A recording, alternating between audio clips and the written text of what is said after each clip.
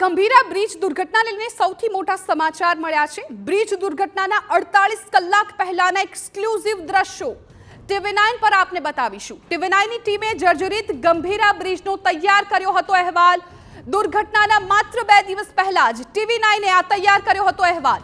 વાહનો પસાર થાય ત્યારે સમગ્ર દુર્ઘટનાગ્રસ્ત બ્રિજ ધ્રુજતો હતો। બ્રિજ પર ઠેર ઠેર જર્જરિત હાલતમાં ફેરવાઈ ગયાના દ્રશ્યો પણ જોવા મળ્યા છે।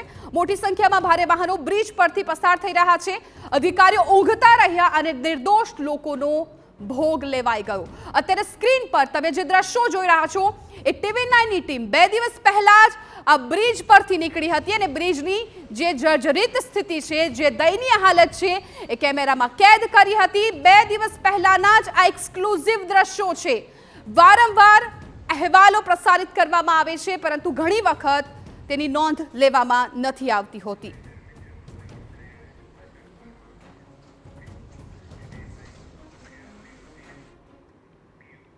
અમારા સંવાદદાતા ધર્મેન્દ્ર કપાસી આ મામલે વધુ જાણકારી આપી રહ્યા છે। ધર્મેન્દ્ર, જે રીતે 2 દિવસ પહેલા જ TV9 એ અહેવાલ પ્રસારિત કર્યો હતો, જો એ અહેવાલની ગંભીરતા દાખવીને કોઈ કામગીરી કરવામાં આવી હોત તો આજે 10 લોકોના જીવ બચી ગયા હોત।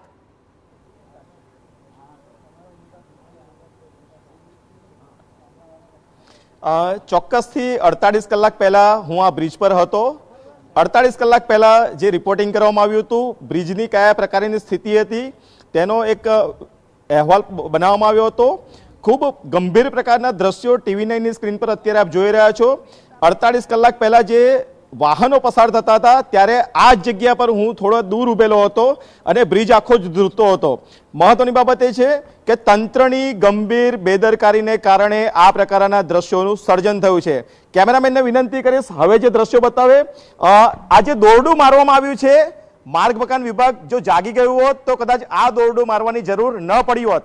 જે પોલીસ અધિકારીઓ અત્યારે ઉભેલા જોઈ રહ્યા છો તેમની માટે જવાબદાર છે માર્ગ મકાન વિભાગના અધિકારીઓ, કારણ કે માર્ગ મકાન વિભાગ વડોદરાને ખબર હતી કે આ બ્રિજ જર્જરિત હાલતમાં ફેરવાઈ ગયો છે, કોઈ પણ સમયે તૂટી પડે તેવી શક્યતાઓ છે, કોઈ પણ પ્રકારની દુર્ઘટના બને તેવી શક્યતાઓ છે અને છતાં પણ માર્ગ મકાન વિભાગ રહ્યું ઊંઘતું અને તેના જ કારણે આ પ્રકારની સ્થિતિનું સર્જન થયું છે।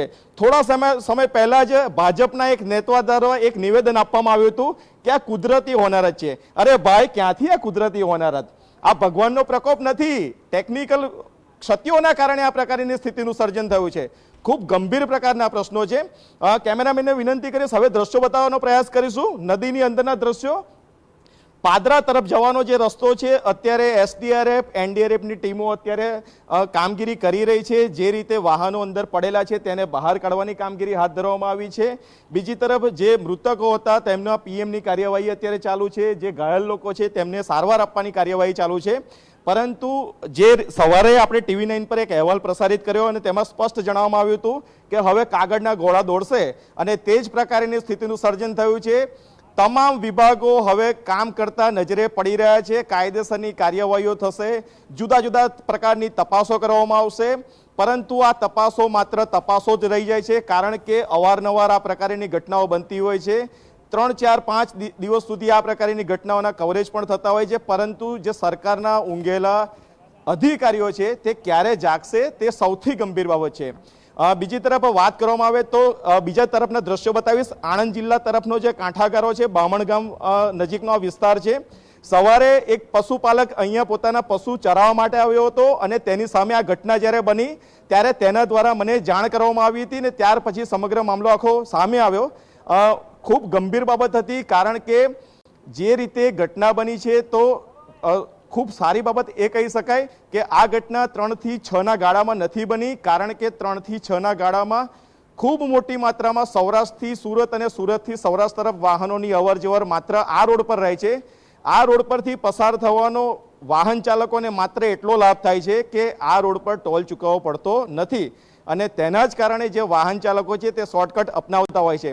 બીજી તરફ જે હેવી વ્હીકલો હોય છે, જે માલવાહક વાહનો હોય છે, તેઓ પણ અહીંયાથી એટલા માટે પસાર થતા હોય છે કારણ કે વાસદ તરફથી તેઓ જો પસાર થાય તો તેમને જે ટોલ ટેક્સ છે તે ચૂકવવો પડે અને ટોલ ટેક્સ બચાવવા માટે આ બ્રિજનો ઉપયોગ કરતા હતા। થોડા વર્ષો પહેલા પીપળી અને ભાદરણ ગામના નાગરિકો દ્વારા પણ એક આંદોલન કરવામાં આવ્યું હતું। આંદોલનનો હેતુ એ હતો કે જે હેવી વ્હીકલો આ માર્ગ પરથી પસાર થાય છે તેના કારણે માર્ગ વારંવાર જર્જરિત થઈ જાય છે. બીજી તરફ અકસ્માતોની સંખ્યા પણ આ રોડની ઉપર ખૂબ હતી, છતાં પણ વહીવટીતંત્રના અધિકારીઓ દ્વારા કોઈ નક્કર કામગીરી ન કરવામાં આવી અને તેના જ કારણે આ પ્રકારની સ્થિતિનું સર્જન થયું છે. પ્રધાનમંત્રી દ્વારા ટ્વીટ કરીને જાણકારી આપવામાં આવી છે, દુઃખ વ્યક્ત કરવામાં આવ્યું છે. મુખ્યમંત્રી દ્વારા પણ સહાયની જાહેરાત કરવામાં આવી છે. જે ભોગ બનેલા નાગરિકો છે તેમને સહાય તો મળશે, પરંતુ ન્યાય કોણ આપશે? સૌથી ગંભીર બાબત એ છે કે ન્યાય આપનારું કોણ? કારણ કે માનવ સર્જિત આ હોનર જ છે. માનવો જાણતા હતા આ પ્રકારની સ્થિતિનું સર્જન થઈ શકે છે અને તો પણ તેમના દ્વારા કોઈ યોગ્ય નક્કર કામગીરી ન કરવામાં આવી અને તેના જ કારણે આ પ્રકારની સ્થિતિનું સર્જન થયું છે. જી બિલકુલ ધર્મેન્દ્ર, આભાર સમગ્ર માહિતી બદલ. તો સ્વાભાવિકપણે કે આ જે હોનારત સર્જાય છે કોઈ કુદરતી હોનારત નથી, કેમ કે અગાઉ જો પગલાં લેવામાં આવ્યા હોત, સાવચેતી રાખવામાં આવી હોત તો કદાચ આજે આ દુર્ઘટના ન સર્જાઈ હોત. આજે આ બંને તસવીરો જુઓ.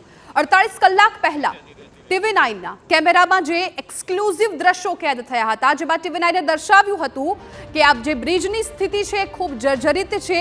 એ બ્રિજ છે આખો ધ્રુજતો હતો, ત્યાંથી વાહન જે પસાર થઈ રહ્યા હતા એ જીવના જોખમે જઈ રહ્યા છે, કેમ કે જે રોડ છે એમાં પણ ખાડા દેખાઈ રહ્યા છે. અને બીજા દ્રશ્યો જુઓ કે જે આજના છે. 48 કલાકમાં આખી આ બ્રિજની તસવીર છે એ બદલાઈ ગઈ છે. બ્રિજના બે ટુકડા થઈ ગયા છે ને જેમાં 10 લોકોએ પોતાના જીવ ગુમાવ્યા છે. ત્યારે વારંવાર એ જ સવાલ થઈ રહ્યા છે કે આટલી મોટી બેદરકારી કેમ દાખવવામાં આવી રહી છે? શું જે રીતે આ બ્રિજના ટુકડા થઈ ગયા છે, જે બ્રિજનું જોડાણ તૂટી ગયું છે, તેવી જ રીતે તંત્રનું જોડાણ નાગરિકો સાથે શું તૂટી ગયું છે?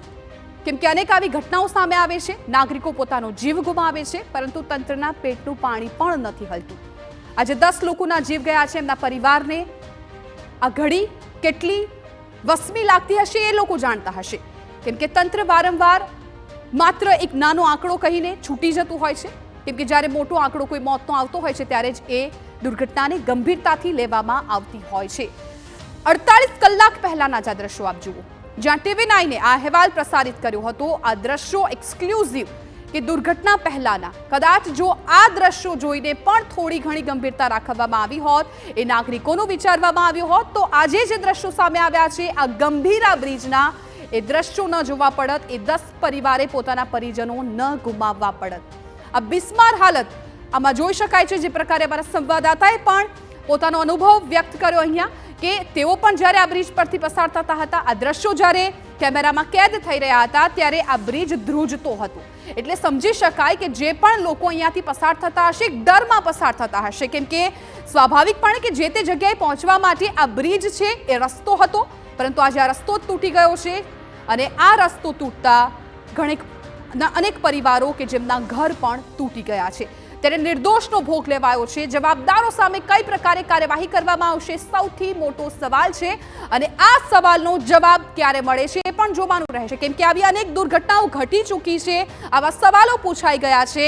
તંત્ર પણ કહી ચૂક્યું છે કે કડક કાર્યવાહી કરવામાં આવશે, ન્યાય અપાવવામાં આવશે, જવાબદારો સામે પગલાં લેવામાં આવશે, પરંતુ એ કોઈ પણ પ્રકારના જવાબો ક્યારેય સાચા નથી થતા, કેમ કે જો સાચા ઠરતા હોત તો આજે આવી દુર્ઘટના થતી અટકી ગઈ હોત. કોઈ પણ અધિકારી હોય, કોઈ પણ જે તે વિભાગનો જવાબદાર વ્યક્તિ હોય, એમને કોઈનો પણ ડર નથી. જો કોઈનો પણ ડર હોત તો એમની આજે નિષ્કાળજી છે, જેમની આજે બેદરકારી છે, એ બેદરકારીનું પરિણામ આજે લોકોએ ન ભોગવવું પડત, કેમ કે અધિકારીને ડર નથી હોતો, તેમને કોઈ પણ સવાલ કરે તેવો તેમને ભય નથી હોતો, કેમ કે જો કોઈ તેમનાથી ઉચ્ચ અધિકારીઓ આવા બ્રિજને કારણે, આવી જર્જરિત રોડ રસ્તાની હાલતને કારણે જો સવાલ કરવામાં આવ્યા હોત, જો કોઈ તેમનાથી ઉચ્ચ અધિકારી તેમના પાસેથી જવાબ માંગતું હોત, કોઈ પણ રિપોર્ટ માંગતું હોત, તો આજે તેમના પણ એક ડર હોત કે તેમની કામગીરીને લઈને સવાલો પૂછવામાં આવશે. પરંતુ ગુજરાતમાં તંત્ર આવી કોઈ પણ કામગીરી નથી કરતું. માત્ર ને માત્ર મત મેળવવા માટે લોકો સુધી પહોંચી જાય છે, લોકોને સારા રોડ રસ્તા આપવાની, પ્રાથમિક સુવિધા આપવાનો વાયદો કરે છે, પણ આટલા વર્ષો બાદ વિચાર કરો કે આટલા વર્ષો બાદ જે પ્રાથમિક સુવિધા છે રોડ રસ્તાની, એ પણ ગુજરાતની જનતાને નથી મળી રહી. ત્યારે આજે કયો વિકાસ કહેવાય એ સૌથી મોટો સવાલ થઈ રહ્યો છે, કેમ કે વિકાસના દ્રશ્યો કદાચ આવા તો ના જ હોઈ શકે. અત્યારે આ દ્રશ્યો આપ જોઈ લો ને, TV9ની સ્ક્રીન પર એક્સક્લુઝિવ દ્રશ્યો છે જે TV9એ 48 કલાક પહેલા જ તેમના કેમેરામાં કેદ કર્યા હતા.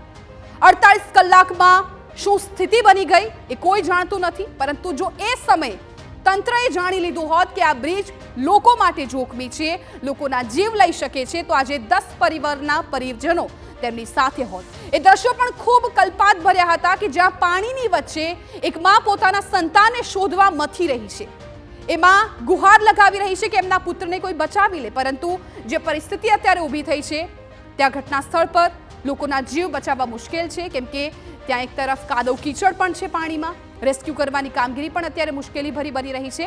પરંતુ આ તમામ ઘટનાનો સામનો ન કરવો પડે, આ તમામ જે ઘટના છે રાજ્યમાં વારંવાર પુનરાવર્તિત ન થાય એ માટે TV9 પણ સતત અવાજ ઉઠાવી રહ્યું છે. TV9 એ તમામ રાજ્યના રોડ રસ્તાના જે જર્જરિત સ્થિતિના